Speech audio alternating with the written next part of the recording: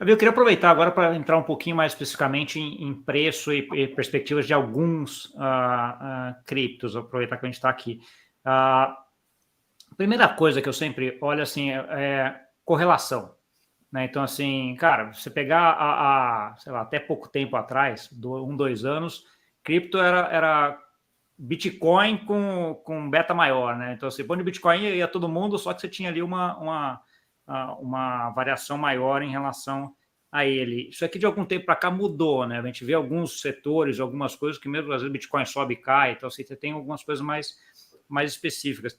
A minha primeira pergunta é como é que você está vendo isso de modo geral, assim, olhando a floresta, vamos dizer assim, em relação a cripto? Não, ponto super relevante. Eu acho o seguinte, bom, o primeiro é que você tem a correlação de cripto com o mercado tradicional que caiu muito, né? Que ela sempre foi muito baixa, aumentou ali na época do Covid, deu um spike, acabou voltando. Hoje ela já está bem baixa, assim, até próximo dos patamares históricos aí, basicamente em zero. Se você pegar uma correlação entre o Bitcoin e o S&P 500, por exemplo, num período de uns 90 dias, vai ser muito baixo, assim.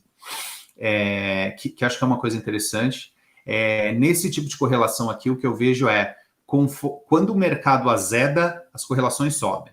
E nisso, acho que assim, vai continuar sendo. Eu acho que vale a pena, por mais que eu adoro o Bitcoin como ouro digital, acho que assim, a gente tem que reconhecer que ele ainda age no ponto de price action como um ativo de risco. E quando o mercado aperta, correlações de ativos de risco Virar um sobe. todo mundo, Não vira um é exagero, mas vai tudo cash is king, né? Vai todo mundo pro cash, zera todo o resto. Tudo sofre. É ouro, Bitcoin, commodities, venture capital, growth equity, fica tudo meio um pouco parecido, pelo menos no curto prazo. Então, é assim que eu enxergo. Acho que a gente já viu esse efeito algumas vezes e a gente está agora num ciclo em que a correlação está muito baixa.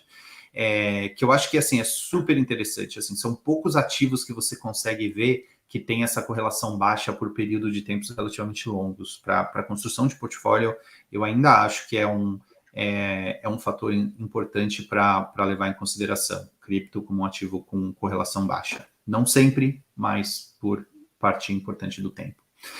Entre cripto, eu acho que isso fala um pouquinho do que a gente falou no começo da conversa, né, Gustavo? Não sei o que você acha, mas, poxa, hoje você tem o Bitcoin muito bem posicionado ali nessa tese de ouro digital e desenvolvendo um monte de coisas legais ali em cima, na parte de pagamentos, até Ordinals e NFTs e um monte de coisa legal nesse lado. Mas você tem todo mundo do Ethereum e Smart Contracts, que também eu acho que a gente não pode que está um pouco mais cedo, mas eu acho que já dá para considerar como um mercado estabelecido, né? A gente, para falar de novo, o PayPal está emitindo uma stablecoin no Ethereum, assim, usando a infraestrutura do Ethereum, assim. E eu acho que são calls muito diferentes, assim. A maioria dos investidores, eu acho que talvez até 2, 3 anos atrás não percebia isso muito. Era meio Bitcoin, Ethereum, meio Ethereum era um high beta do Bitcoin. Acho que hoje as pessoas têm muito mais essa visão de talvez o Bitcoin como um macro asset, talvez o resto do mercado de cripto mais como um liquid venture tipo de aposta, assim. Então, eu acho que a gente está começando a ver um pouco mais de diferenciação entre os ativos, que faz sentido, porque as teses são muito diferentes, os drivers são muito diferentes. A gente está até vendo, por exemplo, tem questões de regulação que afetam alguns ativos, não afetam outros. Então, eu acho que isso é algo saudável e que a gente vai, no longo prazo, acho que a gente vai continuar vendo cada vez mais. Assim, eu sempre costumo falar que o Bitcoin e o Ethereum, eles começaram muito diferentes, até porque eu acho que os mindsets dos grupos originadores ali são muito diferentes, mas eles ficaram mais diferentes ao longo do tempo. Então,